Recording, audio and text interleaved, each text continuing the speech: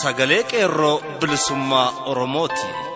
Sagaleen qeerroo bilisummaa Oromoo torbaanitti guyyaa 3 facaasaa yookaan kibxata kamisaa fi jimaata akka lakkoofsa sa'a Oromootti galgala keessaa sa'a 7 hanga 8tti meetir baandii 16 yookaan kiiloo heerzii 1740 irratti qilleensa irraan isiniif darbuudha. Kun sagalee qeerroo bilisummaa Oromooti.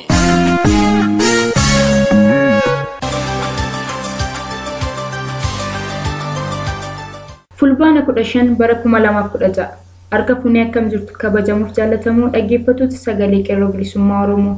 Kun qophii sagalee qeerroo bilisummaa Oromoo kallattiin Oromiyaa irraa isiniif darbuudha. Akkuma barani duraan dursa oduu isin dhageessifna. Itti aansuun qophii addaa ibsa walgahii koree hojii raawwachiiftuu adda bilisummaa Oromoo jedhu karaa jaalleejiitu gadaa isin biraan geenya. Wallee warraaqsaas qaama sagantaa keenyaati. Isin keessummeessuun kan isin waliin turu ani Urjii Bilisummaati. Amma hangafoota oduun isin dhageessisa. Godina Lixa Shaggar giddugaleessa Oromiyaa aanaa aadaa Bargaamo Goritti warraaqsi biyyoolessaa Oromiyaa fincila xumura gabrummaa daran jabaachuun itti fufee. Godina Wallagga Lixaa aanaa Najjoo bulchiinsa magaalaa warra jirruu fi Gorii kan jedhaman gidduutti mootummaan garbooffattuu wayyaanee uummata naannoo sanaa walitti naquuf jecha halkaniif guyyaa boqonnaa malee hojjechaa akka jiru bira gahamee jira. Godina addaa naannawaa Finfinnee bulchiinsa magaalaa Buraayyuu ganda naannawaa Kattaa jedhamutti gita hojii poolisummaa irratti kan bobba'e Bashaadaa kan jedhamu ilmaan Oromoo naannoo sanatti argaman ba'aaf gala dhorkachuun isaa dhagahame. Goototi barsiisoti Oromoo aanaa Gindabarat akka aadaa isaanii gootummaa hojjetan. Guyyaa gaafa irreechaa irratti ilmaan Oromoo mana hidhaatti naquuf shirri mootummaa wayyaanee fi jala adeemtuu ishee Oppiidiyoon icciitiin mari'atan qeerroo Finfinneen saaxilame. Kan jedhanii fi kanneen biroos ni jiru. Babal'ina oduuf jaalarbuu sabaa qabateera. Godina Lixa Shaggar giddugaleessa Oromiyaa aanaa aadaa Bargaamo Goritti warraaqsi biyyaalessa Oromiyaa fincila xumura gabrummaan daran jabaachuun itti fufee. Mogor keessatti sababa sochii duula gabaa lagachuu fi uggura diinagdee buusuu torbee tokkoof gaggeeffameen manneen daldalaa fi suuqiiwwan cufamanii turan banamaa jiraachuun wal qabatee waraana agaazii uummata irratti reebicha hamaa gaggeessuun jumlaan mana hidhaatti guuraa jiraachuun barame. Hojjettoonni warshaa simmintoo Daangootee hojii guutummaatti dhaabuun diddaa isaanii kan itti fufanii jiran yoo ta'u, qondaaltonni wayyaanee aangawootni warshichaa fi abbaan qabeenyummaa isaa waayila wayyaanee lammii Naayijeriyaa kan ta'e kasaaraa guddaaf saaxilamee waan jiruuf warshicha banuuf illee fedhii kan hin qabne ta'uu agarsiisee jira jedhu. Yeroo ammaa kana hojjettoonni warshichaa guutummaa mooraa warshichaa keessa dhaabbatanii argamu. Qeerroon Mogor qindeessitoonni sochii warraaqsa fincila xumura gabrummaa keenya roga hundaan hanga wayyaaniin Oromiyaa gadhiiftee baatutti itti fufa jechuun dhaamsa dabarsaniiru. Oduu biraan godina Wallagga Lixaa aanaa Najjoo bulchiinsa magaalaa warra jiruu fi Gorii kan jedhaman gidduutti mootummaan gabroonfattuu wayyaanee uummata naannoo sanaa walitti naquuf jecha halkanii fi guyyaa boqonnaa malee hojjechaa akka jiru bira gahamee jira.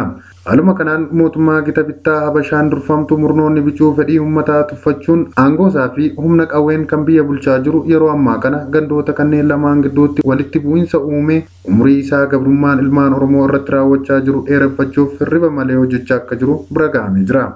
Gandoota Gorii fi warra jirruu jedhaman gidduuttis lola guddaa uumuuf jecha caalma lafaa fi baay'ina lafaa akkasumas baay'ina uummataa abbaa qabuu fi aanaa lama jechuun uummata gandoota warra jiruu fi Gorii jedhaman walitti naqaa akka jiru guutummaa guutuutti bira gahameera.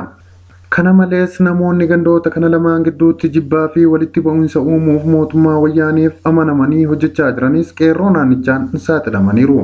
Isaanis magaalaa warra jiruu keessaa Leencaa Ammumaa bulchaa magaalaa warra jiruu Mitikkuu Namarraa dhimma nageenyaa Amanuu Tamasgeen gita hojii dhimma nageenyaa hiikamee namarraa basaastummaa irratti bobbaatee kan jirtuu fi bulchiinsa magaalaa Gorii keessaas namoonni kunneen ilmaan Oromoo gandicha keessa jiran irratti daguggaa sanyii raawwachaa akka jiran bira gahamee jira. Bifuma wal fakkaatuun kanneen magaalaa Gorii keessaa gocha diinummaa fi uummata walitti buusuuf hojjechaa jiranis Tasfaayee Ambassaa Tokki itti gaafatamaa waajjira geejjibaa aanaa Lataasibuu Malkaamuu Amanuu kantiibaa magaalaa Gorii kan ta'e muudama kaabinummaaf kan kaadhimamee kan jiru Cuucee Efreem Ejjiguu hojjettuu misooma qonnaa Baqqalaa Moosisaa Basaasaa Caalii Jaalataa Lookoo itti gaafatamaa misooma maallaqaa fi diinagdee aanaa Lataa Sibuu bultii Mangistuu Tasammaa gaheen hojii isaa basaastummaa irratti kan bobba'ee jiruu fi namoonni maqaan isaanii armaan olitti eeraman kun yeroo ammaa kana diddaa gabaa lagachuu guutummaa Oromiyaa keessatti gaggeeffamaa ture. Gandoota kana lamaan keessattis diddaan kun akka hojiirra hin oolleef uummata doorsisuu fi hiisisaa akka jiran baramee jira.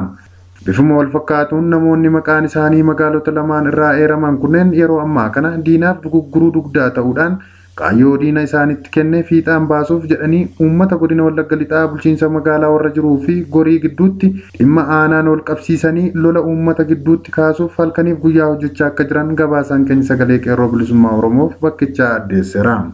Kana malees mootummaan gita bittaa Habashaa humna qawween bulchaa jiru magaalaa Naqamtee keessa oliif gadi naanna'uun dukkaanota magaalattii keessa jiran cuccufaa akka jiru himame. Kanaan dura diddaa gabaa lagachuuf jedhanii dukkaanonni magaalaa Naqamtee keessa jiran guutummaatti dukkaana isaanii cufuudhaan diddaa mootummaa abbaa irreef qaban waan agarsiisaniif jecha dukkaanni isaanii jalaa cufamaa akka jiru beekamee jira. Kanumaan walqabatees mootummaan wayyaanee yeroo ammaa naasuu guddaa keessa seenee uummata magaalaa Naqamtee gidirsaa akka jirus ifa galaadha. Buufanni konkolaataa magaalaa Naqamtees guutummaa guutuutti ganamarraa kaasuun cufamee akka jiru beekamee jira. Taaksiin magaalaa Naqamtee keessa jiranii fi baajaajonnis diddaa mootummaa gabroonfataa Naqamteef qaban ganamarraa kaasuudhaan akkuma itti fufanitti jiru jedha gabaasaan keenya qeerroo magaalaa Naqamteerraa. Oduu biraan godina addaa naannawaa Finfinnee bulchiinsa magaalaa Burraayyuu ganda naannawaa Kattaa jedhamutti gita hojii poolisummaa irratti kan bobba'e Bashaadaa kan jedhamu ilmaan Oromoo naannoo sanatti argaman bahaaf gala dhorkachuun isaa dhagahame. Poolisiin Bashaadaa jedhamu waajjira poolisoota Kattaa naannawaa Shakilaa jiru keessaa kan dalagu bifaan magaala dheeraa ilkaan kaarruudha. Galgala yeroo mara qeerroowwan naannawaa sana jiraatan daandiirra dhaabbatee waraqaa eenyummaa gaafata.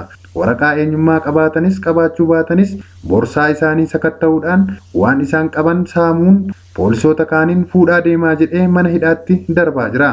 Poolisiin kun qeerroo naannoo sanaa iraarsaa waan jiruuf badii diinummaa isaa kanarraa akka of qusatu akeekkachiisa sadhumaa fi yoo didee hojii diinummaa isaa kana itti fufee argame balaa isaa fi maatii isaa irra gahutti itti gaafatamaan isma ta'uu isaa qeerroon naannoo Burraayyuu Kattaa hadheeffatanii dubbatu.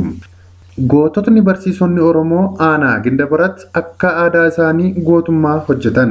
Mootummaa abbaa irree wayyaanee umrii ishee dheereffachuu fi barsiisonni barattoota nurratti kakaasu sodaa jedhuun barsiisota aanaa Gindabarat mana barnootaa sadarkaa qophaa'inaa fi sadarkaa lammaffaa dirqisiisuun walitti qabanii leenjii isin ilaanna jechuun dabballoonni TPLF fi siyaasa isaanii osoo hin dubbatiin duratti gootonni barsiisonni Oromoo itti iyyuun isin uummata Oromoo bakka bu'uu hin dandeessan. Dhaabni keenya adda bilisummaa Oromoodha. Isin nu hin bulchitan jechuun itti iyyuun qaanessaa akka jiran odeessi sagalee qeerroo bakkichaa sagalee qeerroo bilisummaa Oromoof gabaase. Dhumarratti qeerroon magaalaa Finfinnee waan ariifachiisaa mootummaa abbaa irree wayyaanee kan dhiigalmaan Oromoon dhagna dhiqachuu mi'eeffatee fi jala deemtuun ishee Oppidiyoon kan garaa ishee bulaa jirtu iccitii uummata Oromoo mana hidhaatti guursisuuf mari'attee jalaa saaxilame. Qeerroon Finfinnees akkas jedha. Kana namuu hubatuu qaba. Yeroo ammaa kana warri wayyaanii fi Oppidiyoon waan iccitiin irratti waliigalan qaban. Guyyaa irreechaa dursanii alaabaan abbaa gadaa karaa warra ispoortii akka gurguramu murteessaniiru. Guyyaa irreechaa ammoo namoonni dhoksaan alaabaa adda bilisummaa Oromoo akka gurguranii fi namoonni alaabaa kana bitan ammoo humna tikaan akka hidhaman shiranii jiru. Namni kamuu alaabaa guyyaa jala bultii irreechaa fi guyyaa ayyaana irreechaa gurguramu akka hin binne. Qeerroon bilisummaa Oromoo uummata isaaf keessattuu qeerroo fi qarreef dhaamsa isaa dabarfata. Ayyaana irreechaa murna bicuu TPLF fi haati garaa Oppidiyoon irratti xiyyeeffatte ammoo kan Finfinnee, Bishooftuu fi Burraayyuutti kabajamuuf deemu ta'uun beekameera. Kanaaf wantoota wayyaanee fi Oppidiyoon qopheessan mara lagachuun nageenya keessan akka eeggattan qeerroon Finfinnee dhaamsa sagalee qeerroo bilisummaa Oromoof himeera. Oduun keenya sagalee qeerroo bilisummaa Oromoo guyyaa har'aaf jenne kanuma. Qophiilee keenya hafan waliin turtii gaarii.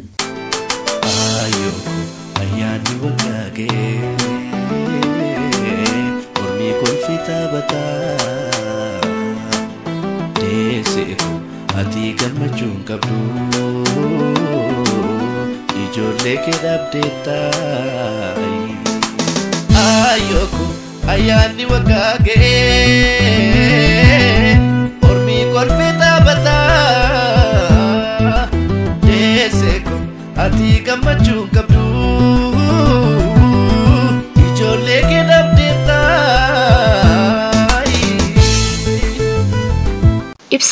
walgahii koree hojii raawwachiiftuu adda bilisummaa Oromoo. Koreen hojii raawwachiiftuu adda bilisummaa Oromoo walgahii isaa dhaabbataa fulbaana 1 irraa kaasee hanga fulbaana 11 bara 2016tti gaggeeffachuun gabaasa dameelee dhaggeeffatee rakkoolee mul'ataniif furmaataa fi qajeelfama eegaa akeekeen booda haala qabsoo bilisummaa Oromoo fi walabummaa Oromiyaa, haala mootummaa faashistii wayyaanee, haala sochiilee farra faashistii wayyaanee kan naannoo uummata Amaaraa jechuunis Gondar, Gojjamii fi Walqaayit keessatti adeemaa jiru, haala sochii uummata Konsoo fi Majangir, Gaambeellaa, Sidaamaa, Beenishaangul, Ogaaden, haala gaanfa Afrikaa fi Afrikaa guutummaatti, haala addunyaa fi kallattiin ammoo haala sochii qabsoo bilisummaa fi walabummaa Oromiyaa waliin wal qabatee dhimma dippiloomaasii Oromoo laalchisee gadi fageenyaan galgaaluu fi xiinxaluun murtiilee kanaa gadi dabarsuun walgahii isaa milkiin xumuree jira. Uummata bal'aa Oromoo jalqaba uumamuu impaayera Itoophiyaa irraa kaasee hanga har'aatti uummanni Oromoo jimlaan ajjeefamuun yookaan sanyii duguuggaa eenyummaan isaa haalamuu, hidhamuu, gidirfamuu, saamamuu fi biyya isaarraa humnaan ari'amuurraa kan hafe faayidaa Oromoon sirna impaayerummaa humnaan uumame kana keessatti argate kana jedhamee kan herregamu tokko illee hin jiru. Adeemsa seenaa dukkanaawaa kana jijjiiruuf ilmaan Oromoo bakka buusuun hin danda'amne kanneen miliyoona baay'een lakkaa'aman bilisummaa fi walabummaa saba goota kanaaf jecha lubbuu isaanii bakka bu'aa hin qabne dabarsanii kennaniiru. Addi bilisummaa Oromoo ilmaan Oromoo seenaa gootummaa kana dhaalaniin kan bu'uureffamee fi wareegama sabni Oromoo jaarraa tokkoo fi walakkaaf baasaa jiru kanatti firii gochuufi. Addi bilisummaa Oromoon qabsoo hadhooftuu wareegama hedduu baasiste geggeesseen har'aan tana sagantaa hawaasummaa aadaa fi dhiitama mirga dhala namummaa impaayera Itoophiyaa jalatti ittiin eelaa fuudhe yookaan gidirfametti furmaata waaraa kan argamsiisudha. Kan dhugoomuufis uummati Oromoo kaabaa kibbatti bahaa lixattii fi handhuura Oromiyaa keessatti sagalee fi ilaalcha siyaasaa tokkoon diina faashistummaan isaa ammaan dura bifa kanaan mul'ate hin beekne dura dhaabbatee fincila duddaa gabrummaa gara fincila xumura gabrummaatti tarkaanfachiise. Kunis sodaa injifatuun gootummaa abbootii isaarraa dhaaleen diinatti rifaatu hamaa naqeen qabsoo isaa ittisarraa gara haleellaatti ceessee jira. Addi bilisummaa Oromoon gootummaa fi tokkummaa sabni Oromoo harka qullaa karooraa fi sagantaa lafa kaawwate irratti hirkatuun fincila xumura gabrummaa walitti fufiinsaan ji'oota 11f adeemsisaa jiru ni dinqisiifata. Fincila xumura gabrummaa kanaan bilisummaa Oromoo fi walabummaa Oromiyaa bakkaan gahuuf tiksituu impaayerichaa kan ta'e mootummaa faashistii wayyaanee fi sirna impaayerichaa irrattis ijaarame hundeen buqqisuun murteessaadha. Kunis uummata bilisoomeen rifereendamii walabaa fi bilisa ta'e irratti mirga hiree murteeffannaa saba Oromoo mirkaneessuun ta'a. Waan kana ta'eef koreen hojii raawwachiistuu adda bilisummaa Oromoo kanaan ala furmaanni biroo akka hin jirre sirriitti hubatee fi waliifis dhaamee fincila xumura gabrummaa kana tooftaa hidhannoo fi hidhannoo maleettis dhimma bahuun kan duraanii caalaatti akka finiinsu waamicha hatattamaa dhiheessa. Mootummaan faashistii wayyaanee kun kufee mirga uummata Oromoo hanga mirkanaa'utti hoogganummaa haga ammaatti kenne caalaa cimsee akka itti fufu addi bilisummaa Oromoon irbuu isaa irra deebi'ee haaromsa. Ayyoku ayyaanni waggaa ga'ee ormii kolfee taphataa deessee kun ati gammachuu qabdu ijoollee kee dhabdeetta. Waraana bilisummaa Oromoo hooggantoota, qondaaltota, miseensotaa fi deeggartoota adda bilisummaa Oromoo maraaf. Miseensota waraana bilisummaa Oromoo hooggantoonni, qondaaltonni, miseensonni fi deeggartoonni adda bilisummaa Oromoo qabsoo bilisummaa Oromoo fi walabummaa Oromiyaa keessatti adda duree ta'uun haalota rakkisoo keessatti wareegama qaqqaalii baasaa as gahuun kanuma beekamudha. Sadarkaa har'a qabsoon irra gahee fi sabni keenya keessa jiru of kenniinsa keenya ol kaafnee qabsoo galiin gahuuf yoomiyyuu caalaatti diina keenya awwaaluudhaan aangoo siyaasa Oromoo mirkaneessuuf bakka jirrutti mootummaa faashistii wayyaanee haleeluu irratti akka bobbaanu waliif dhaamna. Mootummaa faashistii wayyaanee fi ergamtoota sirnichaa ilaalchise. mootummaan faashistii wayyaanee fi ergamtoota wayyaanee kan ta'an hooggantoonni OPDO kan sadarkaa federaalaa fi mootummaa naannoo Oromiyaa irra guddaan isaanii jijjiirraa fakkeessaa xixiqqaa kan akka afaan Oromoo afaan Finfinnee godhuu Oromoota naannoo Finfinnee irraa humnaan buqqa'aniif mana kennuuf labsa adda addaa baasuudhaan uummata humnaan hiriira baasuuf karoora qaban. Kun gaaffii bilisummaa Oromoo fi walabummaa Oromiyaaf gonkumaa deebii ta'uu waan hin dandeenyeef karoora kana duubaan shirri jirus uummata Oromoo afaan fajjeessanii fincila xumura gabrummaa dura dhaabbachuun sirna garboonfataa wayyaanee uummata Oromoo irra tursiisuu fi amanamummaa sirnichaaf qaban ittiin mul'ifatuuf murteeffatuu mirkaneessa. Miseensota OPDO kanneen sanyii duguggaan saba isaanii irratti dhagahamuun sabni isaanii akka hin miidhamne hojjechaa turanii fi hojjechaas jiran ni dinqisiifata. Uummanni Oromoo shira hooggantoota OPDO fi gooftolii isaanii kan summii dammaan dibame fakkaatu olitti kaa'ame kanaan akka hin dagamne yaadachiisa. Karoora mootummaan faashistii TPLF baafate kana fashalsiisuudhaan amna gara bilisummaa Oromoo fi walabummaa Oromiyaatti godhaa jiru kana cichoominaa fi saffisaan itti fufee xumura akka godhu addi bilisummaa Oromoon gadi jabeessee dhaama. Kana waliin Oromoota badii isaanii irraa barachuu hanqatuun lammii isaanii irratti yakka raawwataa jiranis addi bilisummaa Oromoon ni akeekkachiisa. Ilmaan Oromoo waraana mootummaa wayyaanee keessa jiranii fi hojjettoota mootummaa sadarkaa hundaa. Akkuma dhalli Oromoo hunduu beekuu fi hubatutti sanyii duguggaan saba Oromoo irratti eega labsamee yeroon isaa bubbuleeti jira. Hardhaan tana lubbuun dhala Oromoo kan wayyaanoti aggaammitti shaakalan ta'ee jira. Haalli kun ammoo kan dhala Oromoo hunda irribaa fi jireenya dhorku ta'uu qaba. Waan ta'eefis ilmaan Oromoo kan waraana wayyaanee keessa jirtanii fi kanneen caasaa mootummaa sadarkaa federaalaa fi mootummaa naannoo Oromiyaa keessa hojjettan of gurmeessuu fi wal gurmeessuun qabsoo sabni keessan bilisummaaf gaggeessaa jiru waan dandeessan hundaan akka cinaa dhaabbattan addi bilisummaa Oromoon yaamicha lammummaa dhiheessa. Yoo itti gaafatama kana hin baane garuu fuula duratti komii saba Oromoo fi gaafatama seenaa jalaa akka isin hin baafne ammumaa isin yaadachiisuun dirqama jennee amanna. Hardhaan tana qabsoon bilisummaa Oromoo fi walabummaa Oromiyaa bira yoo hin dhaabbanne yeroon uummata ofii waliin dhaabbatanis yoo milaata. Gaaffii jedhus deebisuun dirqama keessan akka ta'e jala muruun addi bilisummaa Oromoon isin hubachiisna. Dhaabota siyaasaa Itoophiyaa ilaalchisee addi bilisummaa Oromoon humnoota siyaasaa impaayera Itoophiyaa kanneen farra mootummaa faashistii TPLF ta'an mara qabsoo isaan lafarratti gochaa jiran ni kabaja. Kanneen hiree murteeffannaa uummatoota impaayericha keessa jiran akka akeekaatti kabajuuf murteeffatan ammoo addi bilisummaa Oromoon bifa addaatiin ilaala. Kanaafis tumsi bilisummaa fi dimokiraasii uummattootaa ijaarame. Haaluma kanarratti hirkachuun dhaabotiin siyaasaa biyyattii keessatti bifa mul'ataan lafarratti hojiin beekaman sagantaa siyaasaa waliif kabajuun diina waloo kan ta'e mootummaa faashistii wayyaanee irratti xiyyeeffatuun mootummaa gara jabinnisaa daangaa hin qabne kana aangoo irraa waliin akka kaafnu irra deebi'ee yaamicha isaa haaromsa. Ayyoku ayyaanni waggaagee ormii kolfee taphataa.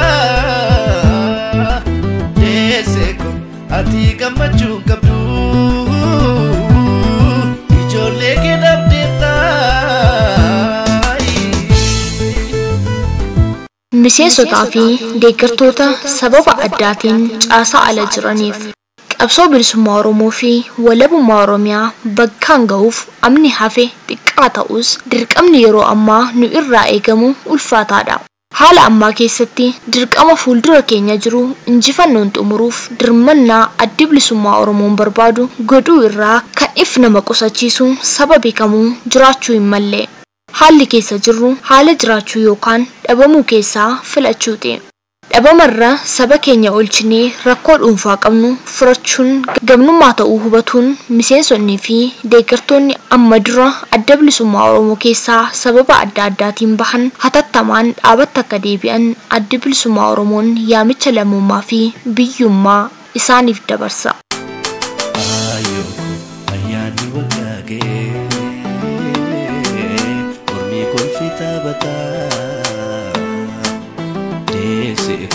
ati gammachuun qabdu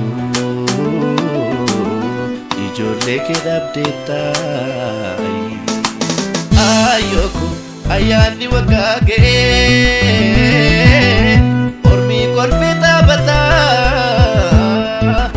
deesseeko ati gammachuun qabdu ijoollee kee dhabdeettaa. Dhaabota siyaasaa Oromoo walaba ta'an ilaalchise. Mootummaan faashistii garboonfataa wayyaanii Oromiyaa irraa buqqisuun bilisummaa fi nagaa waaraa uummata Oromoof argamsiisuuf humna namaa fi qabeenya uummata Oromoo tokkoomsuun murteessaa ta'uu isaatti amanuun dhaabota siyaasaa Oromoo walaba ta'an gidduutti waliigaltee fi wal hubannoo irra gahuun ni yaadatama. Waliigaltee fi wal hubannoon kun akka hojiitti hiikamuuf bakka bu'oota dhaabota kanaarraa koreen ijaaramte. Koree qindeessituun jaarmiyoolii bilisummaa fi walabummaa Oromiyaa waliigaltee kanarratti hiikuu fi hojii irratti akka milkooftuuf addi bilisummaa Oromoo qooda irraa eegamu akka gumaachuu mirkaneessa. Sochii naannoo uummata Amaaraa, Gondar, Gojjamii fi Walqaayit ilaalchise. Sochiin farra mootummaa faashistii wayyaanii uummanni Amaaraa naannoo Gondarii fi Gojjamitti geggeessaa jiru sochii mirgaa ta'uu addi bilisummaa Oromoon ni amana. Haa ta'u malee mootummaan wayyaanii karaa irraa maqfame malee gaaffiin kun deebii argachuu hin danda'u waan ta'eef kallattii hundaan mootummaa wayyaanii jilbeenfachiisuuf ciminaan akka irratti hojjetamuu qabu addi bilisummaa Oromoon ni yaadachiisa. Ajjeechaa hidhaa fi gidirfamuun uummata naannoo Amaaraa irratti faashistoota wayyaaniitiin geggeeffamaa jiru gadi fageenyaan balaaleffata. Saaminsaa fi eenyummaa isaanii haquuf gochaa mootummaa faashistoo wayyaanii irratti raawwataa jiru mormuun qabsoo sabni Konsoo fi Majangir geggeessaa jiru uummanni Oromoo fi dhaabni isaa addi bilisummaa Oromoon ni dinqisiifata. Biras ni dhaabbata. Qabsoon sabni Konsoo fi Majangir geggeessaa jiran qabsoo haqaatis jedhee ni amana. Itti dabalees ajjeechaa jumlaa hidhaa fi gidirsaa saba Konsoo fi Majangir irra gahaa jiru addi bilisummaa Oromoon cimsee balaaleffata. Hawaasa Oromoo biyya alaa jiran ilaalchise. Mirga abbaa biyyummaasaa sarbamuu nagaan jiraachuu dadhabuurraa hawaasni Oromoo biyya alaa jiraatu kan baqattummaaf isa saaxile hubatuudhaan biyya isaa deebifatuun murteessaa ta'uu amanee qabsoo bilisummaa Oromoo fi walabummaa Oromiyaaf tinnisa gochaa har'a gahe. Addi bilisummaa Oromoon gumaacha kanaan duraa dinqisiifata. Qabsicha injifannoon gudunfuuf ammoo dirqama addaa haalli yeroo ammaa gaafatu bahuuf hawaasi keenya ala jiru gumaacha qabsoo dachaan akka ol kaasu koreen hojii raawwachiiftuu adda bilisummaa Oromoo jabeessee waamicha dabarsa.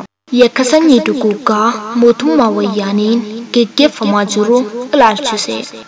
Mootummaan faashistiin TPLF mootummoota impaayiricha keessatti kana dura mul'atan hunda caalaa gara jabinaan kan guutame ta'uu isaa kan hojiinsaa agarsiisaa jiru ta'uu dhaabonni mirga dhala namaaf dhaabatan hundi ragaa itti bahaa jiran.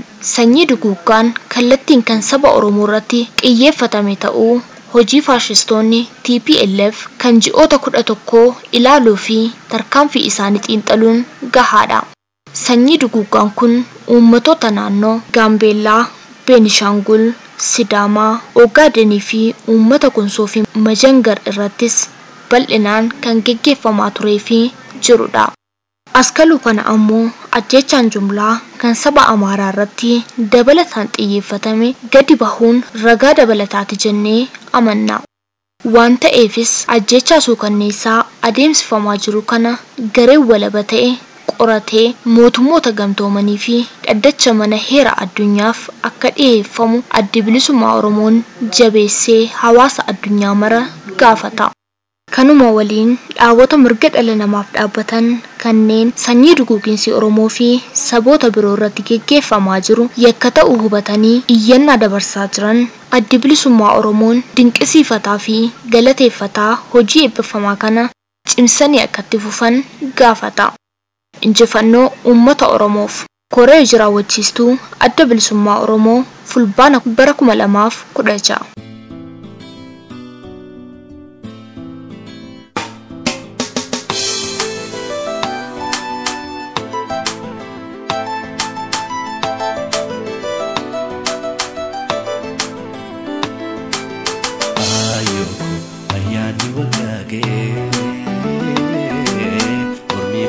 taphata deesseeku ati gammachuun qabdu ijoollee kee dhabdeetta ayyooku ayyaanni waggaa ga'ee ormii kolfee taphata deesseeku ati gammachuun qabdu ijoollee kee dhabdeetta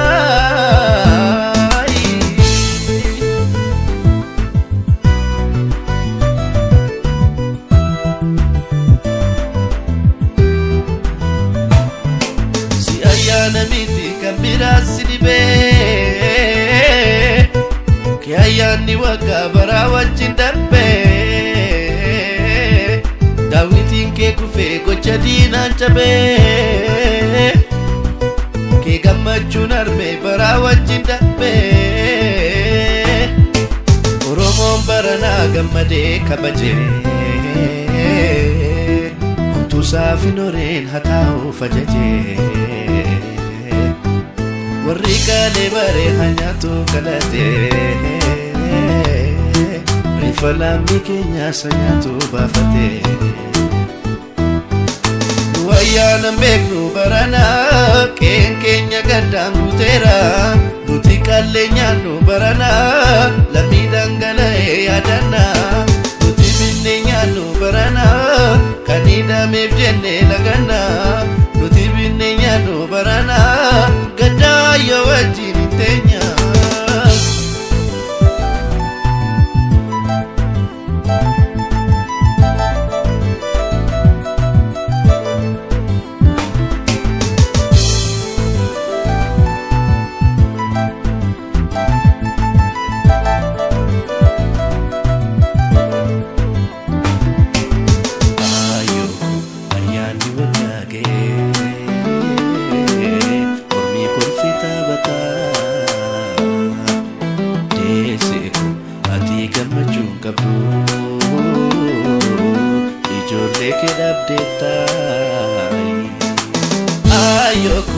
ayyaanni waggaa ga'ee ormii kolfee taphata deesseeku ati gammachuun qabdu ijoollee kee dhabdeetta